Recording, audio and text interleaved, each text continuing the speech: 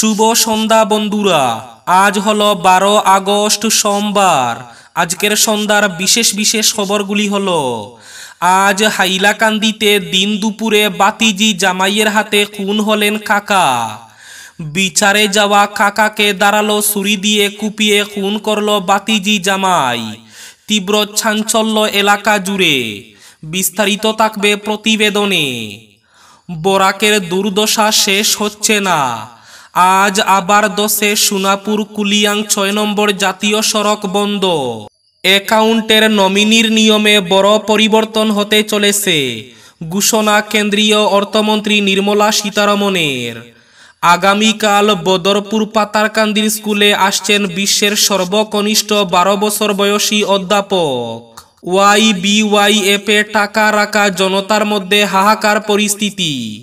ওয়াইবিওয়াইএফ থেকে লাখ লাখ টাকা হারিয়েছেন মানুষ। অশান্ত বাংলাদেশ থেকে করিমগঞ্জ সীমান্তে অবৈধভাবে অসমে প্রবেশের চেষ্টা। হাইলাকান্দিতে নাবালিকাকে যৌন নির্যাতন ও প্রতারণার দায়ে ধৃত এক যুবক। বীর নিয়ন্ত্রণে পুলিশের লাঠিচার্জ, পদপিষ্ট হয়ে মৃত্যু 7 জনের। রাজ্যের কচুগাঁওয়ে বলে বোমের পুজো থেকে ফেরার সময় ট্রাকের ধাক্কায় 5 জনের মৃত্যু। এবং শেষ খবরটি, আগামী সপ্তাহে আবার শুরু হচ্ছে সুতারকান্দি ভারত বাংলাদেশ বাণিজ্য। তাহলে বিস্তারিত খবরে যাওয়ার আগে অবশ্যই ভিডিওটিতে একটি লাইক করে চ্যানেলটি সাবস্ক্রাইব করে পাশের বেল আইকনটি বাজিয়ে রাখবেন এবং ফেসবুক পেজটি ফলো করে ভিডিওটি অবশ্যই শেয়ার করবেন, যাতে সঠিক তথ্যগুলো সবার কাছে পৌঁছাতে পারে। এবার শুনুন আজকের খবরগুলির বিস্তারিত। প্রথম খবর, আজ হাইলাকান্দিতে দিন দুপুরে ঘটল এক ভয়ঙ্কর খুনের ঘটনা। দিন দুপুরে বাতিজি জামাইয়ের হাতে খুন হলেন কাকা। দাঁড়ালো ছুরি দিয়ে কুপিয়ে খুন করল কাকাকে। জানা গেছে এই ভয়ঙ্কর ঘটনাটি ঘটেছে আজ বিকেল 4টা নাগাদ হাইলাকান্দি উজানকুপা 3য় খণ্ডের বেইয়ালা এলাকায়। জানা গেছে কাকা এনামুদ্দিন বরবুইয়া বিচার করতে গেলে এই ঘটনাটি ঘটে। দিন দুপুরে শাকুল এবং জাইদুল নামের 2 ভাই তাকে দাঁড়ালো ছুরি দিয়ে কুপিয়ে গা ঢাকা দিয়েছে। ঘটনাস্থলে মৃত্যু হয়েছে তার। ইতিমধ্যে ওই এলাকায় হাজির হয়েছেন পুলিশ। মৃতদেহ উদ্ধার করে হাসপাতালে পাঠানো হয়েছে। তীব্র চাঞ্চল্যের সৃষ্টি হয়েছে ওই উজানকুপা এলাকায়। অ্যাকাউন্টের নমিনির নিয়মে বড় পরিবর্তন হতে চলেছে, ঘোষণা অর্থমন্ত্রী নির্মলা সীতারমণের। ভারতবর্ষে চালু থাকা ব্যাংকিং আইনে বেশ কিছু পরিবর্তন ও সংশোধন আনা হচ্ছে, এমনটাই জানালেন কেন্দ্রীয় অর্থমন্ত্রী নির্মলা সীতারমণ। অর্থমন্ত্রী কর্তৃক উপস্থাপিত এই ব্যাংকিং আইন সংশোধনী বিল 2024-এ প্রতিটি ব্যাংক অ্যাকাউন্টে নমিনি পছন্দের বিকল্পের সুবিধা 1 থেকে 4 করা হয়েছে। এই বিলে স্ত্রী বা স্বামী কিংবা বাবা মা ছাড়াও ভাই বোনরাও নমিনি হওয়ার বিকল্প পাবেন। গত সপ্তাহে কেন্দ্রীয় মন্ত্রিসভা এটি অনুমোদন করেছে, অর্থাৎ এদের কাউকেই আপনি এখন নমিনি করতে পারবেন। রাজ্যে ওয়াইবিওয়াইএফে টাকা জমা রাখা জনতার মধ্যে হাহাকার। ওয়াইবিওয়াই টাকা জমা রেখে হাহাকার পরিস্থিতির সৃষ্টি হয়েছে লোকদের মধ্যে। কেওয়াইসি আপডেটের নামে বন্ধ করে দেওয়া হয়েছে ওয়াইবিওয়াই ওয়ালেট। আবার এই অ্যাপস থেকে টাকা চাওয়া হচ্ছে 6,000 টাকা করে। লাখ লাখ টাকা হারিয়েছেন অসমের জনতা। বহু দরিদ্র লোকের থেকে ওয়াইবিওয়াই টাকা লুটে নিয়েছে বলে অভিযোগ। সহজে ধনী হওয়ার স্বপ্ন দেখিয়ে জনতার কাছ থেকে লুটে নিয়েছে লাখ লাখ টাকা। 6% থেকে অধিক হারে মুনাফা দেওয়া হবে বলে বলা হয়েছিল। চেইন সিস্টেমের মাধ্যমে মানুষ যোগদান করার কথা বলা হয়েছে। বর্তমানে কেওয়াইসি আপডেটের নামে আবার 6,000 টাকা করে চাওয়া হচ্ছে।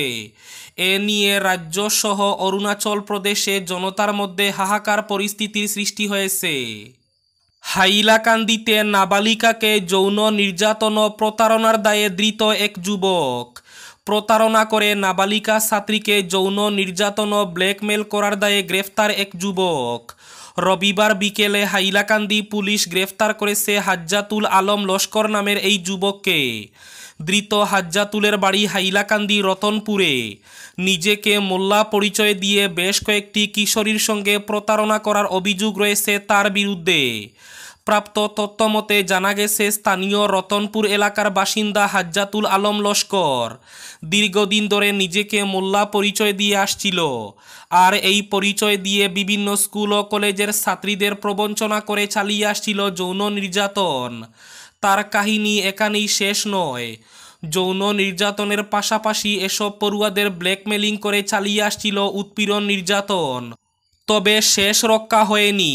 অবশেষে এক ছাত্রী সাহস করে পুলিশকে অভিযোগ করে, আর এহেন অভিযোগের পরই সামনে আসে গোটা ঘটনা। অ্যাকশন মুডে নেমে তাকে গ্রেফতার করতে সক্ষম হয় পুলিশ। এই ঘটনায় রীতিমতো চাঞ্চল্য দেখা দিয়েছে সর্বত্র। অশান্ত বাংলাদেশ থেকে করিমগঞ্জ সীমান্ত দিয়ে অবৈধভাবে অসমে প্রবেশের চেষ্টা বাংলাদেশি নাগরিকের। অসমে বাংলাদেশ সীমান্ত পার করে ভারতে ঢুকে পড়া 4 জনকে ধরল পুলিশ। এই খবরটি জানিয়েছেন খুদ মুখ্যমন্ত্রী হিমন্ত বিশ্ব শর্মা। অসমের মুখ্যমন্ত্রী হিমন্ত বিশ্ব শর্মা জানান, ভোর রাতে 1:30 নাগাদ অসমের করিমগঞ্জ সীমান্ত পার করে ভারতে ঢুকে পড়েন 4 বাংলাদেশি। তাদের নাম মতিউর শেখ, মুশিয়ার মোল্লা, তানিয়া মোল্লা এবং রীতা মোল্লা। পরে পুলিশ এবং এই অনুপ্রবেশকারীদের সীমান্তেই আটকায় বলে জানান হিমন্ত। তবে হিমন্তের দাবি থেকেই স্পষ্ট, বিএসএফ সেখানে অনুপ্রবেশকারীদের চিহ্নিত করেনি, বরং পুলিশই তাদের আটকেছে। এই আবহে প্রশ্ন উঠছে সীমান্ত নিরাপত্তা নিয়ে। আগামীকাল বদরপুর পাতারকান্দির স্কুলে আসছেন বিশ্বের সর্বকনিষ্ঠ অধ্যাপক সুবর্ণ বাড়ি। বয়স মাত্র 12 বছর। 12 বছর বয়সে অধ্যাপক। বরাক উপত্যকার বদরপুর ও পাতারকান্দির সেন্ট্রাল পাবলিক স্কুলে আসছেন বিশ্বের কনিষ্ঠতম অধ্যাপক সুবর্ণ আইজাক বাড়ি। বর্তমানে নিউ ইয়র্কে বিশ্ববিদ্যালয়ে কর্মরত 12 বছর বয়সী এই অধ্যাপক আগামীকাল অর্থাৎ 13 আগস্ট বরাক উপত্যকার 2টি বিদ্যালয়ে যাবেন। আগামী সপ্তাহে আবার শুরু ভারত বাংলাদেশ বাণিজ্য। সুতারকান্দি সীমান্তে ভারত ও বাংলাদেশের পয়েন্টে যৌথ সভা। ছাত্র আন্দোলন নিয়ে বাংলাদেশে অশান্ত পরিবেশ সৃষ্টির ফলে কয়েকদিন থেকে ভারত বাংলাদেশ আন্তর্জাতিক বাণিজ্য স্তব্ধ হয়ে পড়েছে। তবে বাংলাদেশে অন্তর্বর্তী সরকার গঠনের পর শান্তির পরিবেশ ফিরে আসছে। এই পরিস্থিতিতে সুতারকান্দি ভারত বাংলা সীমান্তে 0 পয়েন্টে ভারত বাংলাদেশের স্থলবন্দর কর্তৃপক্ষ এবং উভয় দেশের ব্যবসায়ী প্রতিনিধিদের এক যৌথ সভা অনুষ্ঠিত হয়। পরিস্থিতি বিবেচনা করে আগামী সপ্তাহের প্রথমে ভারত বাংলা সুতারকান্দি আন্তর্জাতিক সীমান্ত গেট দিয়ে আমদানি রফতানি বাণিজ্য আবার চালু করতে উভয় দেশের কর্মকর্তা এবং ব্যবসায়ীরা ভারত বাংলা 0 বর্ডারে যৌথ আলোচনায় সম্মতি প্রকাশ করার পাশাপাশি উভয় দেশের ব্যবসার উন্নতি ও দেশের রাজস্ব বৃদ্ধির প্রসঙ্গ উত্থাপন করেন। বীর নিয়ন্ত্রণে পুলিশের লাঠিচার্জ, পদপিষ্ট হয়ে মৃত্যু 7 জনের। বিহারের এক মন্দিরে পদপিষ্ট হয়ে প্রাণ হারালেন 7 জন পুণ্যার্থী। আহত অন্তত পক্ষে 35 জন। আহতদের উদ্ধার করে ইতিমধ্যে হাসপাতালে ভর্তি করানো হয়েছে। মৃতের সংখ্যা আরও বাড়তে পারে।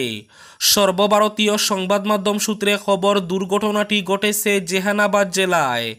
প্রতি বছর শ্রাবণ মাসে বারাবর পাহাড়ে বাবা সিদ্ধেশ্বর নাথ মন্দিরে জড়ো হন হাজার হাজার পুণ্যার্থী। রবিবার রাতেও বহু পুণ্যার্থী বীর জমিয়েছিলেন। প্রত্যক্ষদর্শীদের দাবি, বীর নিয়ন্ত্রণে পুলিশের তরফে লাঠিচার্জ করা হয়েছিল। তাতেই হুড়োহুড়ি শুরু হয়। মন্দিরের মধ্যে পদপিষ্ট হয়ে প্রাণ হারান 7 জন। এবার শেষ খবরটি। রাজ্যের গোসাইগঞ্জের কচুগাঁও মহামায়া মন্দিরের সামনে ভয়াবহ সড়ক দুর্ঘটনা।